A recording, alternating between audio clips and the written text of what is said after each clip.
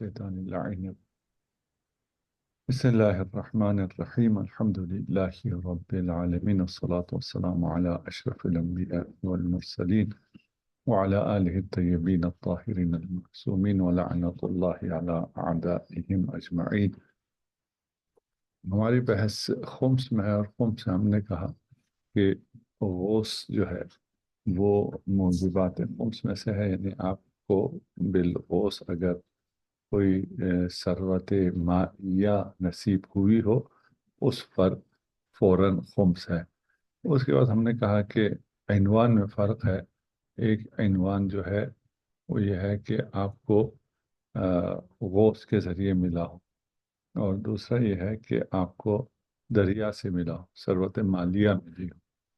اس میں سے ان عناوین کو کوئی دخل حاصل ہے، یا یہ عناوین صرف مشیر ہیں الی جامعین؟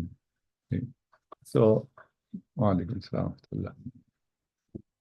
ہم نے وہ 4 اقوال وہاں پیش کی تھی، اس کے بعد آج ہم یہ کہتے ہیں وعلیکم السلام ورحمۃ اللہ کہ یہ عناوین اشارہ کرتی ہیں کہ اگر کوئی ثروت آپ کو پانی سے ملے، ثروت اودع اللہ فی الماء للناس، کہ یہ کسی کو بھی مل سکتا تھا، اللہ نے آپ کے لیے چھپا کے رکھا تھا، اور آپ کو پہلی دفعہ اس ثروت مالیہ کا مالک بنایا ہے۔ اور بہت سی جگہ ہیں، ہزاروں سال سے ہو سکتا ہے لوگ وہاں پہ غوطہ خوری کر رہے ہیں، کسی کو نہیں ملا ہے، وہ آپ کے لیے اس کو چھپا کے رکھا گیا ہے۔ اور اس لیے ہر وہ چیز جو ثروت مائیہ ہو اور خدا نے آپ کے لیے وہاں محفوظ رکھی ہوئی ہو، وہ آپ کو ملے، وہ آپ کو پانی کے اوپر ملے، پانی کے نیچے ملے۔ بس غوث عنوان مشیر ہے، یعنی وہ چیزیں جو غوث سے نکلتی ہیں وہ اگر آپ کو مل جائیں، بھلے غوث کے بغیر مل جائیں۔ مثلا عنبر کی مثال روایت میں ہی آئی تھی۔ عنبر جو ہے وہ ساحل پہ ہوتا ہے، وہ غوث سے حاصل نہیں ہوتا، اس کو آپ نے ساحل سے ہی چننا ہوتا ہے۔ لو ہے، اس کو آپ نے غوطہ لگا کے قعر بحر سے آپ نے اس کو ڈھونڈنا ہوتا ہے۔ بس اس میں خود غوث جو ہے اس کی کوئی مدخلیت حاصل نہیں ہے، بلکہ اصل میں یہ ہے کہ نہ غوث کو مدخلیت ہے نہ بحر کو۔ ہم نے کہا تھا نا، یا غوث یا بحر، ٹھیک ہے نا، اسی سے 4 اقوال بنائے تھے۔ آج 5واں قول ہم یہ کہہ رہے ہیں، نہ غوث نہ بحر، ثروت مائیہ۔ ثروت مائیہ اگر ایک جھیل میں ہے اور وہ جھیل خشک ہو گئی، خشک ہونے کے بعد آپ نے غوطہ بھی نہیں لگایا ہے، آپ چل کے جا کے آپ نے اس کو اٹھا لیا ہے، پھر بھی آپ پر خمس واجب ہے۔ اب اگر ہم یہ بات کہیں، پھر ہمیں بہت سی چیزیں ہمارے لیے حل ہو جاتی ہیں۔ نہر میں ہے یا نہیں ہے، بحر میں ہے یا نہیں ہے، باقی خشک ہو گیا تو ہے یا نہیں ہے، وہ ساحل پہ آ جائے تو ہے یا نہیں ہے، یہ ساری مسائل اس سے ہمارا حل ہو جاتا ہے اگر ہم عنوان کو یہ قرار دیں کہ ثروت مائیہ جو آپ کو بلا تعب ملتا ہو اور خدا نے آپ کو وہاں پر محفوظ رکھا ہو آپ کے لیے۔ یہاں سے ایک سوال یہ ہوتا ہے کہ اچھا، اگر کوئی کشتی ڈوب گئی ہو سمندر کے اندر اور آپ نے غوث کر کے اسے نکالا ہو، غوطہ خوری کیا اور اس کشتی کو نکالا جو کہ وہاں ڈوبی ہے، تو آیا اب خمس فوری واجب ہے یا فوری واجب نہیں ہے؟ یہ غوث بھی ہے اور فی البحر بھی ہے۔ یہاں ہم کہتے ہیں گزشتہ روایت سے اگر ہم نے یہ سمجھا ہے کہ جسے خدا نے آپ کے لیے قرار دیا اور پہلی دفعہ آپ کا نکال رہے ہیں، اس پہ تو فوراً خمس ہے غوث کے عنوان سے، لیکن یہ خدا نے قرار نہیں دیا، یہ آپ کو پتہ چلا فلاں کشتی ڈوبی ہے، آپ نے جا کے وہاں سے نکال لیا، اس پہ خمس فوری واجب ہے، اس پہ خمس فوری واجب نہیں ہے۔ با ان کے غوث ہے، آپ نے غوث سے ہی نکالا ہے، اس پہ خمس واجب ہے بعد معونت السنہ، اگر معونت سنہ کے بعد بچ جاتا ہے تو خمس واجب ہے۔ اور اب مسئلہ یہ ہے کہ مثلا ہم لوگ کچورا میں تھے، وہاں بھائی جان کا موبائل گر گیا جھیل میں، ٹھیک؟ اب ہمارے سامنے وہ جا رہا ہے نیچے، ہم تو نہیں اس کو ڈبکی مار کے نکال سکتے تھے، وہ گہرا پانی ہے۔ ہم نے کہا جی باہر آتے ہیں، کشتی میں تھے، باہر آئیں گے، ان لوگوں سے کہیں گے۔ کشتی والے سے کہا، اس نے کہا نہیں جی نہیں، ادھر سے نکلنے کا کوئی سوال پیدا نہیں ہوتا۔ باہر والوں سے کہا، انہوں نے بھی کہا جی یہاں سے نکلنے کا کوئی سوال پیدا نہیں ہوتا۔ ہم چلے آئے، اور ہو سکتا ہے بعد میں وہ غوطہ خوری کے ذریعے وہ نکال لیں، کیونکہ جھیل ہے وہ بہت گہری جھیل بھی نہیں ہے۔ اب جس نے نکالا اس کا ہوا، سب سے پہلے تو یہ ہے، یہ موبائل اس کا ہوا ہے یا موبائل ابھی بھی بھائی جان کا ہے؟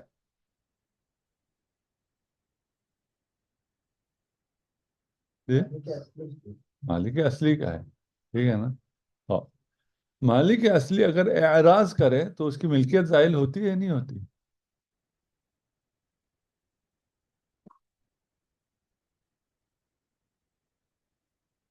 تو ملکیت ظاہر ہو جاتی جی؟ ہے، ملکیت ظاہر ہو اعراض جاتی سے ہے۔ ملکیت زائل ہو جاتی ہے، اب نہیں ہے، ٹھیک ہے نا؟ لیکن اعراض سے ملکیت زائل ہوتی ہے، یہ آپ کا ہے، ٹھیک ہے نا؟ ادھر سے اس کو کوئی اٹھائے حرام ہے، لیکن اگر اس کو میں جا کے ڈسٹ بن میں رکھ دوں، کچرے میں جا کے رکھ دوں، ٹھیک ہے نا؟ ابھی جو کچرے سے لوگ آ کے چیزیں چھان رہے ہوتے ہیں، آپ ان سے کہہ سکتے ہیں کہ نہیں یہ تو ان کے مالک تھے، تم کیوں چھان رہے ہو؟ تم مالک نہیں بنتے۔ ہاں بھائی مالک تھے، چیز بھی قیمتی ہے، وہ مالک کو شاید پتہ نہ ہو، یا شاید حوصلہ نہ ہو کہ میں پلاسٹک کو اور فلان کو الگ کروں اور اس کو میں بیچ دوں، یا اس کو پتہ نہیں ہے یا اس کو حوصلہ نہیں ہے، اس لیے اس نے پھینک دیا۔ ہمارے ہاں تو پھر بھی یہ کارٹن اور یہ بوتل اور یہ چیزیں پھر بھی بکتی ہیں، باہر بکتی تو خیر باہر بھی ہیں، لیکن باہر اگر آپ کوئی دکاندار ہیں یا کوئی آپ کے کوئی ایسے کام ہیں جن سے زیادہ نکلتا ہے، تو جو اٹھانے کے لیے آتے ہیں وہ آپ سے پیسے لیتے ہیں کہ ہم یہ چیز آپ سے اٹھا کے لے کے جائیں گے، آپ ہمیں اتنے ڈالر دے دیں۔ اعراض سے اگر ملکیت ختم ہو جاتی ہے، ہم سے کہا بھی نہیں نکلتا، ہم نے بھی اعراض کیا، ہم نے بھی کوئی کوشش نہیں کی، نہ خود کوشش کی، نہ ہی کوئی اور ہوتا اوروں کو وہاں پہ تلاش کیا۔ اگر تو انہوں نے دھوکہ دیا ہو اور ان کی دھوکہ دہی کی وجہ سے اعراض کیا ہو، وہ ایک الگ بحث ہے۔ وہ ہمارے نکلنے کے فوراً بعد ہی جا کے جو خود وہ کشتی چلا رہا تھا جو اطراف میں تھے وہ خود ہی نکال سکتے ہو، پھر تو انہوں نے دھوکہ دیا، ہم نے اعراض نہیں کیا۔ اگر واقعا وہ نہیں نکال سکتے اور یہ کام تھوڑا خطرناک ہے، تو پھر ہم نے اعراض کیا، اس نے جا کے نکالا، یہ کس کا ہوا؟ نکالنے والے کا ہوا، نکالنے والے کا ہوا، اس پر بے عنوان غوث یہاں پہ خمس فوری واجب ہو جائے گا؟ خمس فوری واجب نہیں ہوگا، کیونکہ یہ بالکل ہی اور چیز ہے، یہ وہ چیز نہیں ہے جس کی ہم بات کر رہے ہیں۔ ہم نے کہا خلاصہ یہ ہے کہ جو کچھ خدا نے ودیعت کیا کسی شخص کو باہر سے، اس پر خمس واجب ہے۔ باہر سے کا مطلب یہ ہے کہ جس کی شانیت یہ ہے کہ وہ باہر میں ہوتا ہے، ٹھیک ہے نا؟ اب باہر اس کو لا کے باہر دے دے آپ کو، باہر سے سیلاب آ کے، یہ نہیں کہ کوئی سونامی آئی اور یہاں پہ جو چیزیں بعد میں ملے، وہ نہیں، وہی جو عنبر جو ساحل سمندر پہ ملتا ہے، ٹھیک ہے نا؟ یا سمندر کے اوپر ملتا ہے، یا سمندر کے اندر ہو، لیکن وہ ہو جس کے آپ پہلے مالک بن رہے ہو۔ اگر آپ پہلے مالک نہیں ہیں تو پھر آپ پر خمس نہیں ہے، آپ مالک ہیں لیکن خمس بعد اخراج معونت السنہ ہے۔ اس کے بعد کہا فَيَجِبْ فِيهِ الْخُمُسُ بِشَرْطِ أَنْ يَبْلُغَ قِيمَتُهُ دِينَارًا فَصَاعِدًا۔ صاحب اللہ نے فرمایا کہ یہاں نصاب جو ہے وہ دینار ہے، دینار یا اس سے زیادہ۔ اور یہ ایک اور جہت ہے کہ آپ کا غوث میں نصاب ہے یا نہیں ہے؟ مشہور کہتے ہیں نصاب ہے. وہ نصاب کیا ہے؟ مشہور کہتے ہیں وہ نصاب 1 دینار ہے. ٹھیک. اس کے بعد دوسرا مفید نے ذکر کیا ہے رحمۃ اللہ علیہ کہ نصاب جو ہے وہ 20 دینار ہے. جیسے معدن میں 20 دینار تھا، یہاں پر بھی 20 دینار ہے. بعض جن میں آیت اللہ خوئی ہیں وہ کہتے ہیں اصل کوئی نصاب ہی نہیں. اگر دینار سے کم ہو پھر بھی اس پر خمس واجب ہے. اب دیکھتے ہیں ان کا مستند مشہور کیا ہے. یہ روایت ہم پڑھ چکے ہیں. یہ سألت عما يخرج من البحر من اللؤلؤ والياقوت والزبرجد وعن معادن الذهب والفضة هل فيها زكاة. یہ سائل نے پوچھا. فقال اذا بلغ قیمته دینارا ففیہ الخمس. اگر اس کی قیمت دینار کو پہنچے تو اس پر کیا ہے؟ خمس واجب. پوچھا اس نے کس سے ہے؟ اما یخرج من البحر اور عن معادن. بحر سے ہی پوچھا ہے اور معادن سے ہی پوچھا ہے. معادن بعد میں بحر پہلے ہے. امام نے فرمایا اذا بلغ قیمته دینارا ففیہ الخمس. یہ ففیہ کی ضمیر کہاں جا رہی ہے؟ معادن پہ جا رہی ہے یا ما یخرج من البحر پہ جا رہی ہے؟ مشہور کہتے ہیں کہ یہ ما یخرج من البحر پہ جا رہی ہے اگرچہ پہلے ہے. اس لیے اگر معادن ہوتا تو یہ ضمیر کیا ہونا چاہیے تھا؟ مؤنث ہونا چاہیے. اذا بلغ قیمتھا ہونا چاہیے تھا. اس لیے یہ جو ہے آپ کا معادن جو ہیں اس پر 20 دینار ہے اور ما یخرج من البحر پہ 1 دینار پہ خمس ہے. ٹھیک. جواب میں ہم کہتے ہیں کہ یہاں یہ کہا جا سکتا ہے کہ یہ ضمیر جو ہے وہ معادن اور ما یخرج دونوں پر پلٹ سکتی ہے. اس طرح کے ما یخرج من المعادن من البر 20 دینار وما یخرج من المعادن من البحر دینار. ٹھیک ہے نا؟ ہے ما یخرج لیکن یہ ما یخرج دونوں کو جاتا ہے. ٹھیک ہے نا؟ ایک جو ما یخرج من البحر ہے، ایک ما یخرج من البر ہے. اگر ہم ما یخرج من البر اور بحر کہیں، ما یخرج من البر معادن ہے، ما یخرج من البحر غوث ہے. ٹھیک. ففیہ دینارن کی طرح ففیہ الخمس. یہ جو دینارن ہے اذا بلغ دینارن ففیہ خمس، یہ کس کو چلا گیا؟ یہ دونوں کو چلا گیا. معادن پہ بھی ہو گیا اور غوث پہ بھی ہو گیا. کیوں؟ اس لیے کہ ما یخرج من البحر وما یخرج من البر. ٹھیک. یہ اگر ہو گیا تو پھر کیا ہو جائے گا؟ مشہور جو کہہ رہے تھے کہ یہ کیونکہ فقط کس کے ساتھ ہے؟ غوث کے ساتھ ہے، اس لیے غوث کا نصاب دینار واحد ہو گیا. معادن کا 20 دینار ہو گیا. جب ہم نے یہ کہا کہ یہ ما یخرج کو ہی جا رہا ہے، ما یخرج من البحر اور ما یخرج من البر معادن، یہ روایت اور وہ روایت جو معادن میں 20 دینار کہتے ہیں ان میں کیا ہو جائے گا؟ تعارض ہو جائے گا. اس سے غوث بھی ثابت نہیں ہوگا. ہم کہیں گے معادن میں یہ بھی 20 تھا، یہاں معادن میں 1 ہو گیا. اس کے لیے کیا کریں؟ آیت اللہ خوئی آگے کہتے ہیں کہ یہ روایت جو ہے آپ کی احیاء بزنتی جو ہے یہ صحیح نہیں ہے، اس لیے کہ محمد ابن علی جو کہ بزنتی کے بعد آیا ہے وہ مجہول ہے. ٹھیک.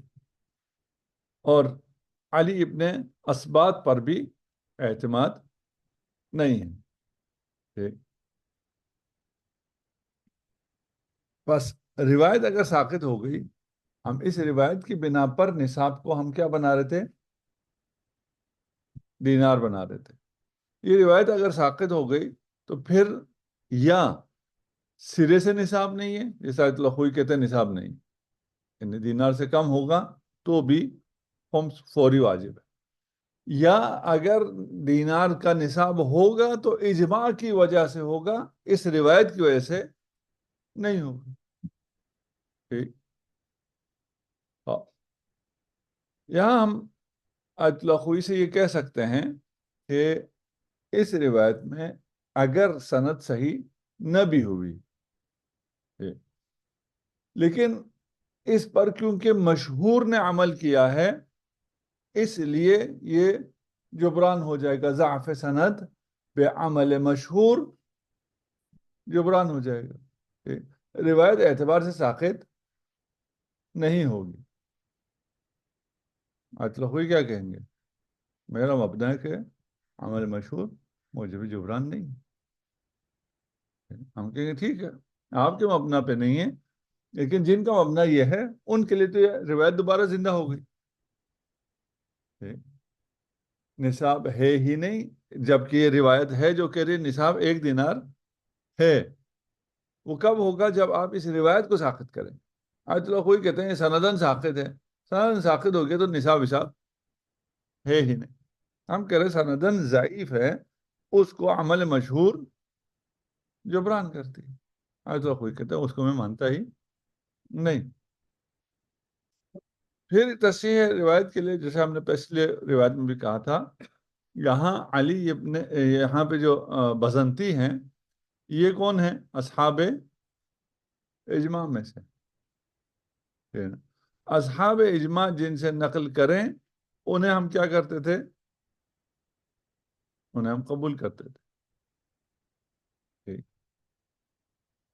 یہ روایت ہو گئی، دوبارہ اصحاب اجماع کے ذریعے ہم نے اس کو کیا کر دیا؟ معتبر کر دیا. ضعف سند والا اشکال اس سے ختم ہو گیا. ضعف سند کا اشکال جب ہم نے ختم کر کے اس کو لے آئے تو یہاں بعض لوگوں نے یہ کہا کہ یہ جو دینار ہے اس میں سے 20 گر گیا ہے، ساقط ہو گیا ہے. راوی نے نقل کرتے ہوئے یا کتابت کرتے ہوئے کہیں یہاں بھی اس کی طرح معادن کی طرح 20 تھا، 20 سے یہ کیا رہ گیا؟ دینار رہ گیا. ٹھیک. اس کے لیے وہ اپنے دلائل پیش کرتے ہیں کہ کیوں اس میں سے دینار گر گیا. اس میں سے ایک یہ ہے کہ بھئی جب باقی کنز کا بھی 20 ہے، معادن کا بھی 20 ہے، غوث میں آ کے فرق کیا ہے؟ کنز میں، معدن میں، یہ بھی وہی ہے. خدا نے پہاڑ میں رکھا، آپ کو ملا، کسی اور کو نہیں ملا، آپ نے نکالا. آپ کہیں گے معادن میں ڈرلنگ کرنی پڑتی ہے، ادھر بھی غوث کرنا پڑتا ہے. ادھر پہاڑ پہ چڑھنا پڑتا ہے، اس میں خطرہ ہے، اس میں سمندر میں اترنا پڑتا ہے، اس میں خطرہ ہے. تو اس کا کیا ہے؟ 20 ہی ہونا چاہیے. وہ آپ دیکھ لیں کہ آپ کا دل کہاں بیٹھتا ہے. اگر آپ روایت کو ساقط کریں اور اسے زندہ نہ کر سکیں، آپ اصحاب اجماع والی بات نہ مانتے ہوں، آپ عمل مشہور کے جبران کی بات کو نہ مانتے ہوں، آپ کا مبنا یہ ہو، ٹھیک ہے نا، پھر آپ کے لیے کیا ہو جائے گا؟ وہ اس میں کوئی نصاب ہی نہیں. اور اگر آپ اس روایت کو زندہ کر لیں اور اس روایت کو مانیں تو مشہور کی طرح آپ کہیں گے نصاب 1 دینار. اور اگر آپ کہیں کہ نہیں، اس میں سے ایک کے پہلے دینار کہا ہوا نا، ایک نہیں کہا ہوا، ٹھیک ہے نا، دینارن واحدن نہیں کہا ہے، ٹھیک، بلکہ دینارہ کہا ہے. اگر ایک ہوتا تو دینارن واحدہ ہوتا. ٹھیک. یہ واحد جو اس میں نہیں ہے، اس کا مطلب یہ ہے کہ 20 دینارہ تھا، 20 ادھر سے گر گیا ہے. ٹھیک. اس پہ جو دلائل ہے تو آپ مفید کی طرح کیا ہو جائیں گے؟ 20 دینار کے قائل ہو جائیں. ٹھیک. ہاں. یہ آپ کا حصہ ختم ہو گیا کس کا؟ نصاب کا. ٹھیک ہے نا. ہاں.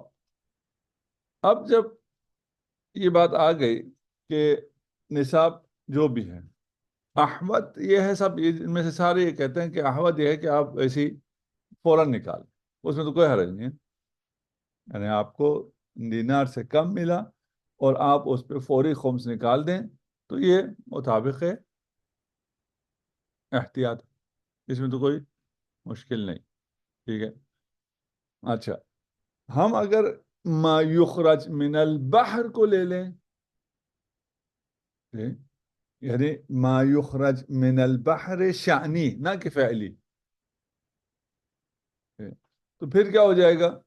پھر خمس آپ پر واجب ہو جائے گا، وہ باہر ہو، وہ نہر ہو، ٹھیک ہے نا، وہ باہر ہو، وہ اندر ہو، وہ سوکھ گیا ہو، اس میں کوئی فرق نہیں آئے گا، ٹھیک۔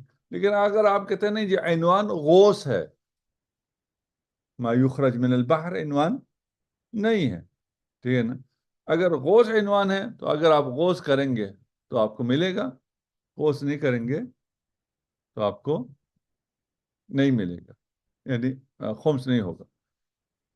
اس کا مطلب یہ اگر آپ غوث کو عنوان کرتے ہیں اور آپ کو $1,000,000 کا بھی وہ مل گیا بغیر غوث کے، آلات کے ذریعے آپ نے سمندر سے نکال لیا، ٹھیک، آیا اس پر فوری خمس ہوگا یا خمس نہیں ہوگا؟ ٹھیک، آپ عنوان کیا مانتے ہیں اس کے اوپر ہو جائے، جو عنوان ہم نے کہا ہے اس پہ آپ پہ خمس ہے، ٹھیک ہے نا، لیکن جو عناوین آپ نے اپنے لیے مقرر کیا ہے، یعنی آپ نے روایت سمجھا ہے، اس پہ پھر بات ہے اخراج معونتی سنج کیا ہے؟ خمس ہے، ٹھیک۔ اس کے بعد جو ہے وہ سفینہ والی بات آ رہی ہے، وہ ہم نے کر دی، ٹھیک۔ اگلی بات یہ ہے، اگلا مسئلہ جو صاحب عروہ نے بیان کیا ہے کہ فرض کریں معدن آپ کو دریا کے اندر مل جاتا، معدن کا نصاب 20، ما یخرج من البحر کا نصاب دینار، اب آپ کو سمندر کے اندر معدن ملا ہے، جیسے ابھی تیل سمندر کے اندر سے نکلتا ہے، گیس سمندر کے اندر سے نکلتا ہے، ٹھیک، یہاں پر اب آپ بتائیں اس میں کیا ہوگا؟ نصاب غوث ہوگا یا نصاب معدن ہوگا؟ ٹھیک، دونوں ہو سکتا ہے۔ صاحب عروہ کہتے ہیں الازہر الثانی کہ یہ کیا ہوگا؟ نصاب غوث ہوگا، ٹھیک۔ ہاں، کیوں نصاب غوث ہوگا؟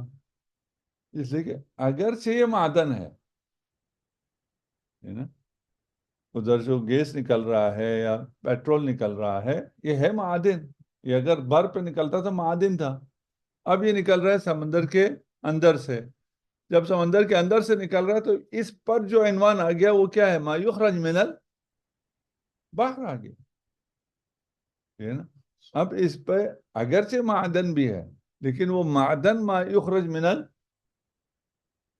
البحر میں چلا گیا، ٹھیک، اگر وہ ما یخرج من البر ہوتا تو 20 دینار، ٹھیک، اگر وہ کیا ہو گیا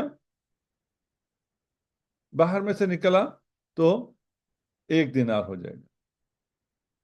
اس پہ دلیل کہتے ہیں کہ الخمس علی خمسۃ اشیاء، جو روایت ہم بار بار پڑھ رہے ہیں، علی الکنوز والمعادن والغوث والغنیمہ، ٹھیک ہے نا، ان کو الگ الگ کیا ہے، غوث کو الگ کیا ہے، معادن کو الگ کیا ہے، ٹھیک، یہ دونوں ایک چیز نہیں ہے کہ آپ ان کو کہیں یہ نصاب جو ہے اس کا 20 دینار ہے، اگر نصاب 20 دینار ہوتا اور فوری بھی ہوتا تو پھر ان سب کو الگ کرنے کی ضرورت نہیں تھی، ان کا کوئی جامع عنوان بنایا جا سکتا تھا، ٹھیک۔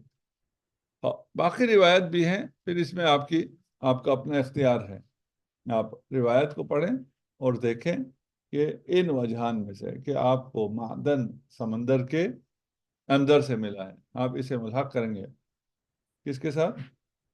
معدن کے ساتھ، یعنی نصاب آپ کا 20 دینار ہو جائے گا، فرق صرف نصاب میں آئے گا، باقی دونوں پہ خمس ہے، جی وہ ما یخرج من بحر ہو چاہے ما یخرج من البر ہو، معدن ہونے کے اعتبار سے فوری خمس ہے، یہ غوث کے عنوان سے فوری خمس ہے۔